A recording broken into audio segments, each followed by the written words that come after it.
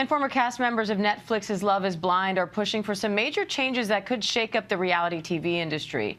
The New York Times reports the National Labor Relations Board has issued a complaint against the show that would classify the show's contestants as employees. If the change becomes official, it could fundamentally change how reality TV operates. Let's discuss with ABC News legal contributor Brian Buckmire. So, Brian, this complaint could lead to the unionization of reality TV contestants. So how would that change how the industry works? Well, Diane, when you unionize as employees, you collectively have the ability to negotiate for better pay, work condition, and benefits. Right now, that's not an opportunity for people who are working within this industry. So it could change the way, especially big or larger names, reality stars are incorporating their services into big budget productions, and also how these productions actually get rolled out.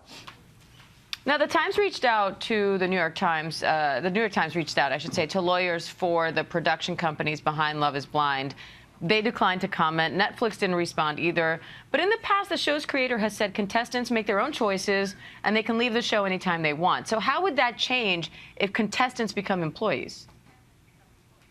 Well, one of the issues that the National Labor Relations Board had was that there were these quote-unquote unlawful contractual provisions. And in that statement, I think it has to have an asterisk to it, because one of those provisions is that if a contestant leaves and the Love is Blind organization believes it's not for a quote-unquote legitimate reason, then that contestant can be fined up to $50,000. And so I think what's going to happen is conditions like that, as well as others that have to do with non-competes or how they got paid or to what extent, might get changed as this new designation moves forward.